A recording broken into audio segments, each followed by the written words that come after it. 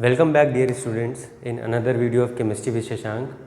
आज की इस वीडियो में हम लोग बहुत ही बेसिक सी चीज़ है जो आपके 9th या 10th क्लास में जब आपका ऑर्गेनिक केमिस्ट्री हो या 12th 11th में पढ़ना हो या फिर आपके बेसिक्स अगर आप ऑर्गेनिक केमिस्ट्री में समझना चाहते हैं कि ऑर्गेनिक केमिस्ट्री में क्या क्या चीज़ें होती हैं, कौन कौन से वर्ड्स होते हैं जो बहुत कॉमनली यूज़ होते हैं। आपने सुना होगा carbocation, carb anion, free radical, electrophile, nucleophile, homolytic fission, heterolytic fission. ये कुछ ऐसे कॉमन वर्ड्स हैं जो हम बहुत ज़रूरी है जानना। मतलब कि आपको अगर बेसिक समझने हैं ऑर्गेनिक केमिस्ट्री में, अगर रिएक्शन कैसे हो रहा है, उसका मैकेनिज्म समझना है, क्या चीज़ हो रही है, कैसे बन रहा है, कैसे क्या हो रहा है, तो उस चीज़ के लिए ये सारे वर्ड्स को समझना बहुत ज़रूरी है। तो आज के इस वीडियो में मैं एक छोटा सा ही वीडियो बना रहा हूँ जिसमें मैं ये 5-6 वर्ड्स हैं, इनके एग्जांपल्स क्या होते हैं, आप कैसे आइडेंटिफाई करेंगे कि which is a carbocation, which is a कार्बो anion, कोई फ्री रेडिकल कैसे बनता है, या कौन सी को इलेक्ट्रोफाइल बोलते हैं, इलेक्ट्रोफाइल क्या होने वाला है, न्यूक्लियोफाइल कहाँ जाके ऐड करने वाला है, फिजन कैसे हो रहा है, बॉन्ड ब्रेक कैसे हो रहा है, तो वो सारी चीज़ें समझ लेते हैं। तो इसको मैंने 3 सेक्शन में डिवाइड किया हुआ है। पहले हम लोग रिएक्शन इंटरमीडिएट्स के बारे में पढ़ेंगे, फिर बॉन्ड फिजन के बारे में पढ़ेंगे और फिर लास्ट में इलेक्ट्रोफाइल्स और न्यूक्लियोफाइल्स के बारे में पढ़ेंगे। अब सबसे पहले आते हैं रिएक्शन इंटरमीडिएट्स। तो रिएक्शन इंटरमीडिएट्स नाम से ही पता चल रहा है कि अगर कोई मेरा रिएक्शन है तो रिएक्टेंट है, तो वो अगर प्रोडक्ट में कन्वर्ट हो रहा है तो बीच में हमारा रिएक्शन इंटरमीडिएट बनता है, जनरेट होता है। तो रिएक्शन इंटरमीडिएट पहली चीज़ आर दी इंटरमीडिएट्स और the things which are formed by the bond breaking या कुछ भी हुआ होगा, रिएक्टेंट के ऊपर कोई रिएक्शन हुआ होगा, then we generate a reaction intermediate which later on converts to a product. अब रिएक्शन इंटरमीडिएट की कुछ खास प्रॉपर्टीज़ होती हैं। खास प्रॉपर्टीज़ में होती है पहली बात कि ये बहुत ज़्यादा अनस्टेबल होते हैं। अगर ये स्टेबल होते तो हो सकता हो ये प्रोडक्ट में कन्वर्ट ना हो, तो ये क्या होते हैं, अनस्टेबल होते हैं। अनस्टेबल का सेकंड नेम क्या होता है, रिएक्टिव, कि ये बहुत ज़्यादा रिएक्टिव होते हैं और ये क्या करते हैं अपने, आपको पता है जब कोई चीज़ रिएक्टिव होती है वो एनर्जी लूज या गेन करके वो फटाफट अपने आप को एक्साइटेड से ग्राउंड स्टेट में आने की कोशिश करती है, तो वही चीज़ हो रही है। तो रिएक्शन इंटरमीडिएट्स पहली बात तो अनस्टेबल होते हैं, they can not stay for very long, they need to get themselves converted into a stable product.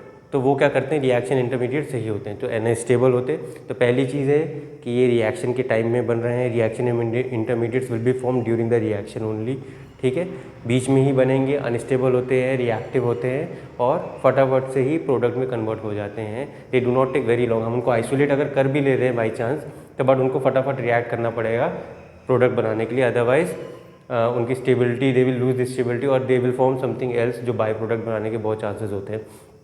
तो ये होती है रिएक्शन इंटरमीडिएट्स। अब इसमें क्या होते हैं, 3 टाइप के होते हैं ये, कार्बोकेटायन, कार्बो एनायन, फ्री रेडिकल। इसके अलावा भी है, कार्बीन के होते हैं, बेंजाइन के होते हैं, वो अभी एट दिस स्टेज मैं नहीं बता रहा हूँ क्योंकि अभी बेसिक्स में अगर हम लोग कोई नीट का एग्ज़ाम देते हैं तो उसमें कार्बीन्स वगैरह इतना ज़्यादा नहीं पूछते हैं, वो नेट की केमिस्ट्री के लिए या फिर हायर स्टडी की केमिस्ट्री के लिए ज़्यादा ज़रूरी है। अभी के लिए एक बेसिक जानने के लिए आज के बेसिक वीडियो के लिए आज के लिए सिर्फ 3 बहुत काफ़ी हैं। कार्ब कैटायन है, कार्ब एनायन और फ्री रेडिकल है, ठीक है। अब कार्बो कैटायन क्या होता है, कैटायन आपको पता है, मैं हमेशा जब भी कुछ आया अगर ऐसा वर्ड उसको ब्रेक करके उनको समझने की कोशिश किया करिए। कैटायन है और कार्बन है, तो कोई ऐसे कार्बन वाली स्पीशीज़ होंगी जिनमें पॉजिटिव के चार्ज आ रहे होंगे। तो फॉर एग्जांपल हमारा CH3 CH2+, ये कार्बोकेटायन है हमारा। एक हमारा ये हो सकता है कार्बोकेटायन प्लस CH3। तो जितने भी कार्बन वाली एल्काइल ग्रुप्स या कार्बन वाले ग्रुप्स होंगे जिन पर पॉजिटिव चार्ज लगा होगा वो कार्बोकेटायन बोले जाते हैं। Carbocations are the carbon species having positive charge on them. तो ये ड्यूरिंग द रिएक्शन बनते हैं।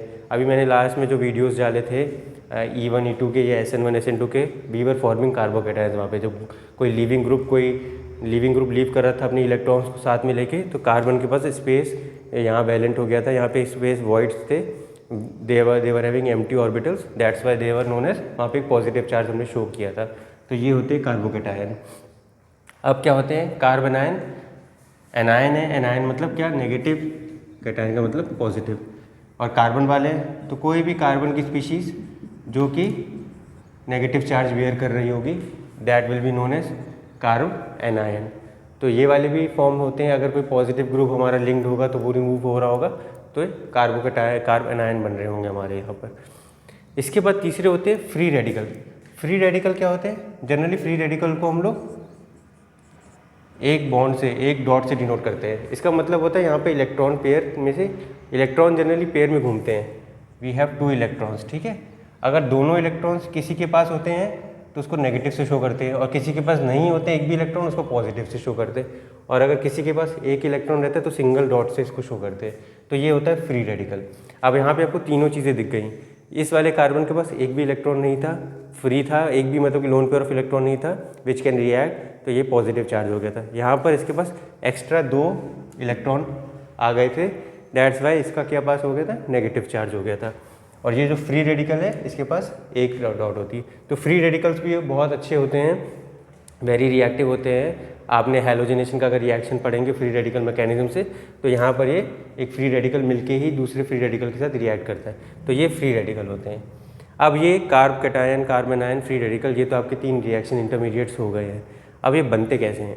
बनने का मतलब है कि बॉन्ड कैसे, कभी ना, ऑब्वियस सी बात है ये ऐसे तो बने नहीं होंगे। कल जैसे हमने पढ़ा था कि ये था मेरा कंपाउंड CH3 CH2 Cl, तो जब ये लीव किया था, ये बॉन्ड ब्रेक हुआ था, then we got this carbocation, ठीक है। ये वाला कार्बोकैटायन हमें मिला था। तो ये बॉन्ड ब्रेक होना ज़रूरी है, तो इस बॉन्ड ब्रेकिंग को ही हम लोग क्या बोलते हैं? बॉन्ड का fission. Fission is the breaking off the bond. इसका फ्यूजन अपोजिट होता है जहाँ पे बॉन्ड मेकिंग होती है, तो बॉन्ड का फिजन हो रहा है। अब फिजन होने से मतलब कि बॉन्ड ब्रेक हो रहा है, और बॉन्ड ब्रेक होने से ही हमें ये स्पीशीज़ मिल रही हैं।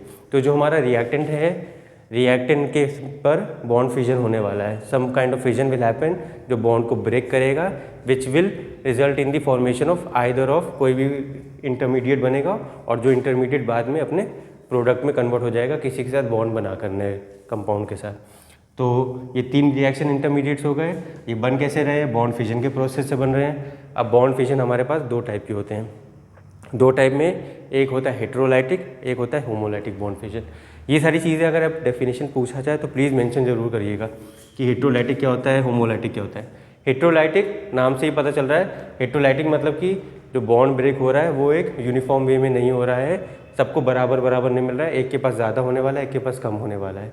तो हेट्रोलाइटिक मतलब जैसे ये वाला बॉन्ड है, सपोज करिए मैं ये एग्जांपल देता हूँ आपको, CH3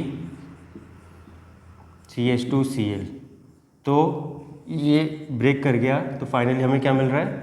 CH3 CH2 के पास एक भी इलेक्ट्रॉन पेयर नहीं है, और Cl के पास पूरा इलेक्ट्रॉन पेयर चला गया है। तो ये Cl was a good leaving group, वो अपने साथ इलेक्ट्रॉन्स को लेकर चला गया। तो यहाँ पे जो बॉन्ड ब्रेक हुआ, कहने का मतलब है कि ये इलेक्ट्रॉन 2 इलेक्ट्रॉन थे, दोनों के दोनों इलेक्ट्रॉन आपके क्लोरीन के पास चले गए, इसके पास एक भी इलेक्ट्रॉन नहीं बचा जो बॉन्ड बना रहा था। तो यहाँ पर हमारा यूनिफॉर्म डिस्ट्रीब्यूशन नहीं हुआ इलेक्ट्रॉन्स का, that means heterolytic bond fission हो रहा है। एक के पास ज़्यादा चला गया, एक के पास कम चला गया, तो this is known as heterolytic bond fission. Carbocation और कार्बन आयन जनरली जो बनते हैं वो हमारे हेट्रोलाइटिक बॉन्ड फिजन से बनते हैं। वेयर एज अपोजिट साइड में देखेंगे होमोलाइटिक बॉन्ड फिजन, तो जो फ्री रेडिकल्स होते हैं वो सारे के सारे होमोलाइटिक बॉन्ड फिजन से बनते हैं हमारे। सपोज करिए मेरे पास ये कंपाउंड है CH3Cl, तो अगर एक इलेक्ट्रॉन CH3 के पास चला जाए और एक Cl के पास चला जाए, या आप देखा जाए एक इथेन का मॉलिक्यूल है, उसमें से मेरे को 2 मॉलिक्यूल बन जाए, एक इलेक्ट्रॉन इसके पास चला जाए और एक इलेक्ट्रॉन इसके पास चला जाए, सो यहाँ पे फ्री रेडिकल बन रहे हैं। तो यहाँ पे we can see uniform distribution of electron pair, एक इलेक्ट्रॉन एक के पास, एक इलेक्ट्रॉन एक के पास, तो इसको क्या बोलते हैं? Homolytic fission. तो जो फ्री रेडिकल बनते हैं वो हमेशा होमोलाइटिक बॉन्ड से बनते हैं, बॉन्ड फिजन से, और कार्बोकैटायन और कार्बन आयन जो बनते हैं वो हेट्रोलाइटिक बॉन्ड फिजन से बनते हैं। तो आई होप ये वाला पार्ट भी आपको क्लियर हो गया। हमने रिएक्शन इंटरमीडिएट समझ लिए हैं, वो रिएक्शन के बीच में बन रहे हैं, वो बन कैसे रहे हैं? बॉन्ड फिजन की मदद से बन रहे हैं, आइदर हेट्रोलाइटिक और होमोलाइटिक।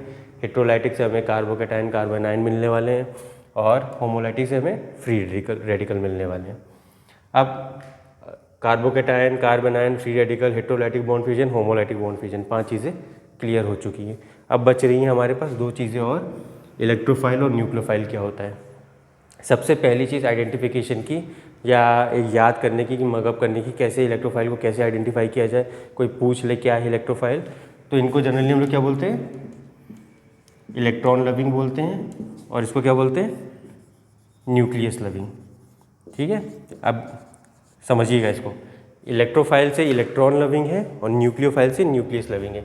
इलेक्ट्रोफाइल से इलेक्ट्रॉन लविंग मतलब कि ये इलेक्ट्रॉन्स को अपनी तरफ अट्रैक्ट कर रहे हैं, तो इलेक्ट्रॉन्स इनके पास आना चाहते हैं, तो मतलब ये क्या होंगे, पॉजिटिव चार्ज होंगे। ये क्या होंगे, जिनका आपका आउटर मोस्ट शेल का जो ऑर्बिटल है वो एम्प्टी है, वहाँ पे इलेक्ट्रॉन्स नहीं है। वो ऐसी चीज़ चाहती, कोई ऐसा ग्रुप आए जो इलेक्ट्रॉन्स को अपने साथ लेके आए, तो वो अपने पास उनको अटैच कर लेंगे। अदरवाइज यहाँ पर न्यूक्लियोफाइल में देखेंगे, ये क्या होते हैं, नेगेटिव रिएक्टिव स्पीसीज होती हैं। ये हमेशा कहाँ जाएंगे, न्यूक्लियस को लव करती हैं। They want to share their electrons with some nucleus, जो ऐसे ऑर्बिटल्स के पास जाना है जिनके पास एम्प्टी ऑर्बिटल है। ऐसे मॉलिक्यूल्स के पास जाएंगे, ऐसे ग्रुप्स के पास जिनके पास एम्प्टी ऑर्बिटल्स है, वहाँ पे जाके ये रिएक्ट करेंगे।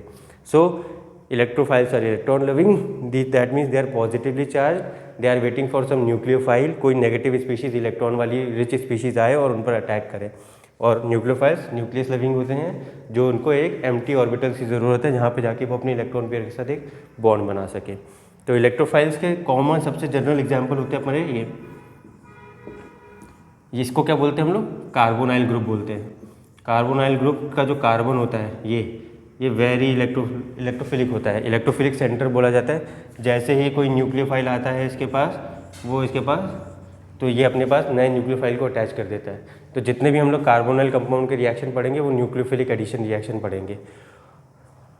और क्या होता है ये न्यूक्लियोफाइल में, जैसे कि कोई भी anion, chlorine, OH group, Cn-, जितने भी इलेक्ट्रॉन रिच कंपाउंड्स होते हैं या ग्रुप्स जो एटम्स होते हैं, they are termed as electrophiles, nucleophiles, जो अपने लोन पेयर ऑफ इलेक्ट्रॉन्स है उनको किसी भी इलेक्ट्रोफाइल के साथ जाके इजीली रिएक्ट करके एक नया बॉन्ड बना सकते हैं। तो इलेक्ट्रोफाइल्स आर इलेक्ट्रॉन लविंग होते हैं, न्यूक्लियोफाइल न्यूक्लियस लविंग होते हैं। जो ये इलेक्ट्रोफाइल्स होते हैं ये क्या होते हैं, आपके इलेक्ट्रॉन लविंग है, तो इनको जनरली क्या बोलते हैं, they don't have lone pair of electrons, मतलब कि इनका मॉलिक्यूलर ऑर्बिटल एम्प्टी है। इनको दूसरे टर्म्स में हम लोग लुईस एसिड्स भी बोलते हैं। तो जनरली पूछा जाता है what are Lewis acids, Lewis acids act as electrophiles, और ये जितने होते हैं लुईस के बेसिस होते हैं। तो इनका अदर नेम है आपके क्या कहते हैं, MCQs में, आपके एंट्रेंस एग्जाम्स में ये सारे बहुत ही कॉमन क्वेश्चन पुटअप किए जा सकते हैं कि what are Lewis acids, Lewis acids behaves as dash electrophile, nucleophile, तो उसमें हम लोग को चूज़ करना पड़ता है कि वो इलेक्ट्रोफाइल की तरह काम करते हैं। और ये वाले न्यूक्लियोफाइल्स होते हैं वो लुईस बेसिस की तरह काम करते हैं। तो आई होप ये वाले वीडियो में आपको ये सारे पॉइंट्स जो हमने 5-6 पॉइंट्स कवर किए, 5-6 जो टर्म्स हैं जो बहुत कॉमनली पूछे जाते हैं उसके लिए, कि कार्बोकैटायन क्या होता है, कैसा दिखता है, कार्बन आयन क्या होता है, how does it look like, free radical कैसे बनता है, बॉन्ड फिजन में हेटेरोलाइटिक से क्या मिलने वाला है, होमोलाइटिक से क्या मिलने वाला है, इलेक्ट्रोफाइल्स क्या होते हैं, न्यूक्लियोफाइल्स क्या होते हैं, उनको आइडेंटिफाई करना। तो जिसके पास इलेक्ट्रॉन्स की कमी है वो इलेक्ट्रोफाइल्स कहलाता है, इलेक्ट्रोफिलिक सेंटर बनता है, वहाँ पे जाके न्यूक्लियोफाइल ऐड करता है। और हमेशा याद करिएगा कि न्यूक्लियोफाइल से ही इलेक्ट्रोफाइल पर रिएक्शन होता है, कभी उल्टा वाइस वर्सा नहीं होगा। हमेशा रिएक्टिव स्पीशीज जो इलेक्ट्रॉन रिच स्पीशीज होती है वो मूव करती है इलेक्ट्रॉन डेफिशिएंट स्पीशीज़ की तरफ, और वहाँ से जाके एक नया बॉन्ड हमारा बनता है। तो इस वीडियो के लिए I think I will stop at this point, और ये सारे पॉइंट्स और जो इतने वर्ड्स हमने पढ़े हैं वो सारे क्लियर हो गए होंगे। अब जब ये सारी चीज़ें क्लियर हो जाएंगी तो हम लोग को रिएक्शन करने में, रिएक्शन में जो इंटरमीडिएट्स बन रहे हैं उनको समझने में काफ़ी ज़्यादा हेल्प मिलेगी।